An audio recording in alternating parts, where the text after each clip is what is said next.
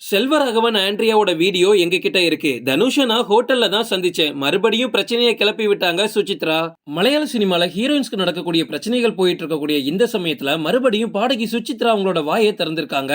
கடந்த சில மாசங்களுக்கு முன்னாடி தமிழ் சினிமாவோட முன்னணி நடிகர்கள் பத்தி நிறைய விஷயங்களை பட்டு பட்டுன்னு போட்டு உடைச்சு கிட்டத்தட்ட 3 மாசம் மீடியாக்கு தீனி போட்டிருந்தாங்க. அதுலயும் முக்கியமா நடிகர் தனுஷ பத்தி அவங்க பகிர்ந்த எல்லா விஷயங்களும் தமிழ் சினிமா ரசிகர்களை தூக்கி வாரி போட்டுச்சு அப்படின்னே சொல்லலாம். அந்த பேட்டிக்கு அப்புறமா அமைதியா இருந்த சுசித்ரா மறுபடியும் ஒரு சேனலுக்கு இன்டர்வியூ கொடுத்திருக்காங்க.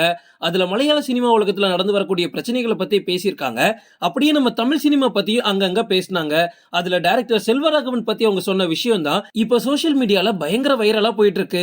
தமிழ் சினிமாவோட ஜீனியஸ் அப்படின்னு செல்வராகவனை எல்லாருமே அன்போட அழைப்பாங்க. காதல் கொண்டேன் மற்றும் 7G ரெயின்போ காலனி இவரோட டைரக்ஷன்ல வெளிவந்த படங்கள். அந்த படத்துல ஹீரோயினா நடிச்ச சோனியாவை அவர் அப்படியே லவ் பண்ணி கல்யாணம் பண்ணிக்கிட்டாரு. இவரோட கல்யாணத்துல நடந்த பிரச்சனை காரணமா சீக்கிரமே இவருக்கு டைவர்ஸும் ஆச்சு. அதுக்கப்புறமா கீதாஞ்சலி அப்படின்ற ஒரு பொண்ணை அரேஞ்ச் மேரேஜ் பண்ணிக்கிட்டாரு. சோனியா அகர்வாலும் செல்வராகவனும் டைவர்ஸ் பண்ணிட்டு இருந்த அந்த சமயத்துல அதுக்கு காரணம் ஆண்ட்ரியா அப்படின்ற சில விஷயங்கள் அந்த டைம்ல வெளிவந்துச்சு.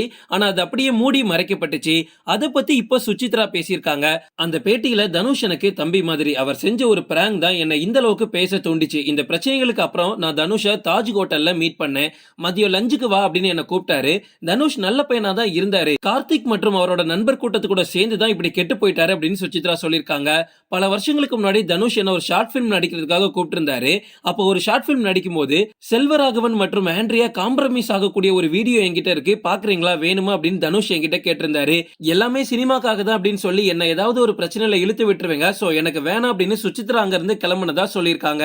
சோ ஆண்ட்ரியாக்கும் செல்வராகவனுக்கும் பர்சனல் லைஃப்ல ஒரு மாதிரி ஒரு லவ் ஏற்பட்டு அப்புறமா சண்டே ஆகி அப்புறமா காம்ப்ரமைஸ் ஆனது ரெக்கார்ட்ல இருக்கு. ரீசெண்டா மலையாள இண்டஸ்ட்ரியில என்ன பிரச்சனை போயிட்டு இருக்குன்னு உங்களுக்கு நல்லாவே தெரியும். கரெக்டா கடைசியா அடி வாங்கின ஆக்டர் யாரு அப்படின்னா நிவின் பாலி. நிவின் பாலி கூட பெண்கள் கிட்ட தப்பா தான் நடந்துக்கிறாரு அப்படின்லாம் நிறைய விஷயங்களை சொல்லியிருந்தாங்க. அதுக்கு இப்ப சுசித்ரா ஒரு விளக்கம் கொடுத்திருக்காங்க.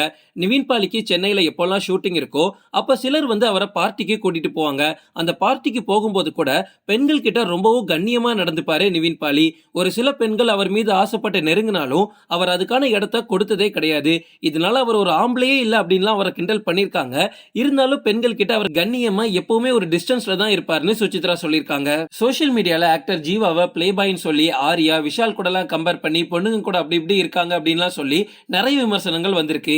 ஆனா ஜீவா எந்த அளவுக்கு பாவம் அப்படின்றத சுசித்ரா சொல்லி தான் தெரியுது. சினிமாவை பொறுத்த வரைக்கும் ஆண்கள் மட்டும் இல்ல பெண்கள் மேலயும் சில தப்புகள் இருக்கு. அதே மாதிரி தான் நடிகர் ஜீவாவும் பெண்கள் விஷயத்துல ரொம்ப ரொம்ப உஷாரான ஆள். ஜீவாவை ஒரு சில நடிகைகள் பார்த்தாலே நெருங்க ட்ரை பண்ணுவாங்க. ஆனா ஜீவா சில நடிகைகளை பார்த்தா அங்க இருந்து ஓடியே விடுவாரு. சில நடிகைகளை பார்த்து அந்த பார்ட்டில இருக்கக்கூடிய பாத்ரூம்ல போய் அவர் ஒளிஞ்சுக்கிட்ட சம்பவம்லாம் இருக்கு. அந்த அளவுக்கு சில நடிகைகள் மூலமா ஜீவா பாதிக்கப்பட்டிருக்காரு. இது வரைக்கும் ஜீவா நிறைய பார்ட்டில கலந்திருக்காரு. ஆனா ஒரு இடத்துல கூட எந்த ஒரு பொண்ணுகிட்டையும் தப்பா நடந்ததே கிடையாது. பக்கத்துல நெருங்க கூட விட மாட்டாருன்னு சுசித்ரா சொல்லியிருக்காங்க. ஆக்சுவலா உங்க எல்லாருக்குமே தனுஷ் ஐஸ்வர்யா ரஜினிகாந்தோட கல்யாணம் எப்படி நடந்துச்சுன்னு தெரியும்ல. ஐஸ்வர்யா தான் தனுஷ்க்கு பொக்கே அனுப்பி நான் உங்களை லவ் பண்றேன் கல்யாணம் பண்ணிக்கலான்ற மாதிரி ஸ்டார்ட் பண்ணி அவரையே அப்படி கல்யாணமும் பண்ணிக்கிட்டாங்க.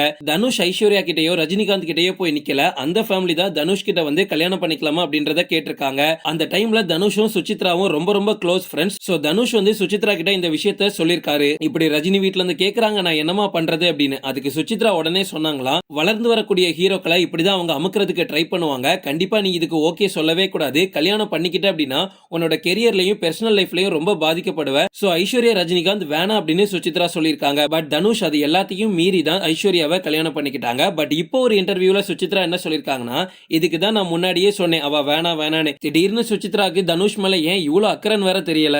ஓகே ஃப்ரெண்ட்ஸ், இதோட நான் இந்த வீடியோ முடிச்சுக்கிறேன். இன்னொரு இன்ட்ரெஸ்டிங்கான வீடியோல நம்ம சந்திக்கலாம். Stay tuned.